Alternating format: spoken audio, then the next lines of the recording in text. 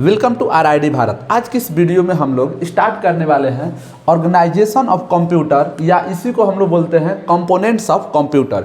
यहाँ पे दो वर्ड आता है, एक आता है ऑर्गेनाइजेशन और एक आता है आर्किटेक्चर। दोनों टोटली डिफरेंट है। मैं इसको आगे जो है ना समझाऊंगा। सबसे पहले हम लोग ऑर्गेनाइजेशन के बारे में समझ लेते हैं। तो देखिए, ऑर्गेनाइजेशन का मतलब होता है कि जैसे कंप्यूटर में आपको पता है कि एक होता है इनपुट डिवाइस, एक होता है आउटपुट डिवाइस, और इसमें होता है सेंट्रल प्रोसेसिंग यानी CPU यूनिट, और एक होता है मेमोरी यूनिट। यानी कि ये चार अलग अलग कंपोनेंट में बटा होता है।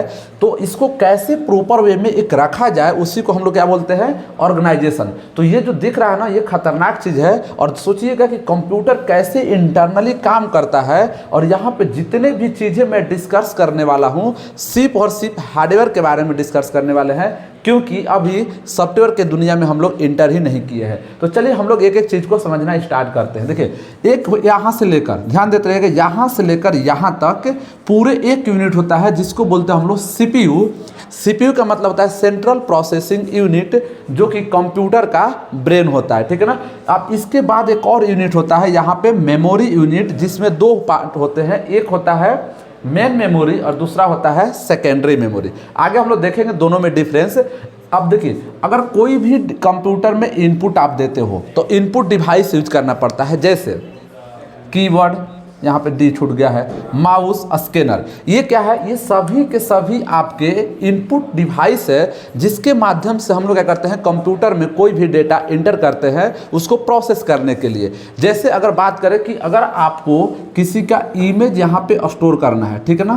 क्यों करना है, क्योंकि शादी के बाद भी उस इमेज को आपको देखते रहना है। क्यों, क्योंकि कॉलेज तक से देखते आ रहे हो, चाहे किसी भी पर्पज से। मैंने सिंपल से एक एग्जाम्पल दिया, या एक अच्छा डॉक्यूमेंट हुआ, तो आप चाहते हो कि इसको हम क्या करें, परमानेंटली स्टोर करें। तो आप इनपुट डिवाइस के माध्यम से आप स्टोर करोगे, तो ये जाएगा आपके सेकेंडरी मेमोरी में। अब इसको समझते हैं सबसे पहले CPU के बारे में, तब हम लोग आएंगे मेमोरी यूनिट में। यहां तक तो क्लियर हो गया कि ये इसका काम क्या है, इनपुट को कंप्यूटर में देना।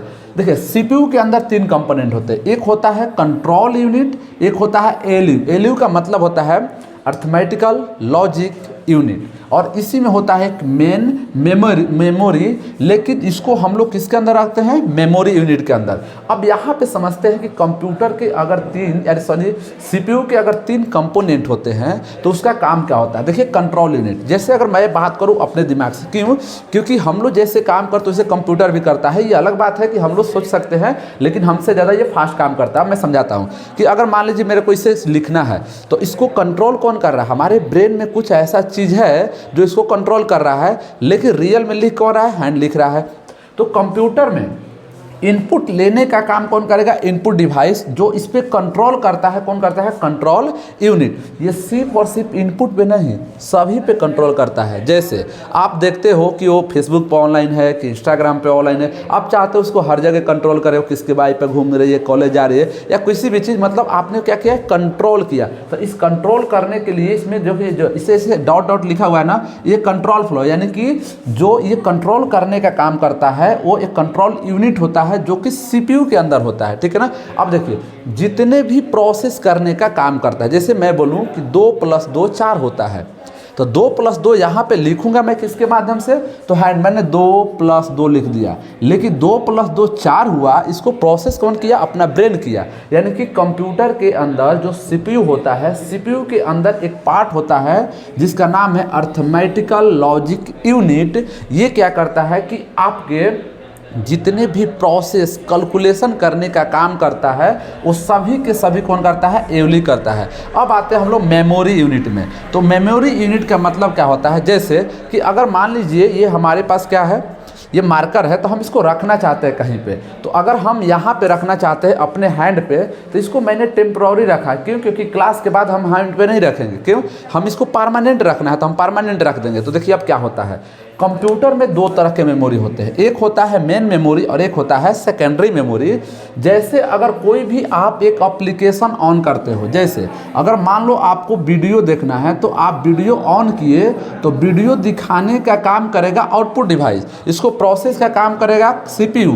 लेकिन इसको चलने के लिए चाहिए एक स्पेस, जो स्पेस देगा कौन देगा, मेन मेमोरी। और इस मेन मेमोरी में दो चीज़ होता है, एक होता है रैम और एक होता है रोम। इसको भी हम लोग आगे के लेक्चर में डिटेल में पढ़ेंगे। इसके बाद आता है, अगर आपने वीडियो देख लिया और वीडियो लगा शानदार, क्योंकि ये क्या था, मतलब कि रोमांटिक था, यानी कि एक्शन मूवी था, रोमांटिक था, कॉमेडी था, कुछ भी था।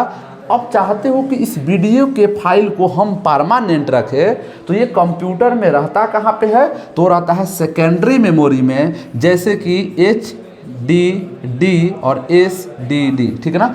इस एच का मतलब होता है हार्ड डिस्क ड्राइव, ड्राइव का मतलब होता है ऐसे राउंड राउंड घूमते रहेगा, हार्ड का मतलब होता है जो कठोर यानी कि फिजिकल हो। ये जो है ना कि लेटेस्ट वर्जन है, मतलब कि आज ये थोड़ा स्लो होता है, ये फास्ट होता है, SSD सॉलिड स्टेट ड्राइव।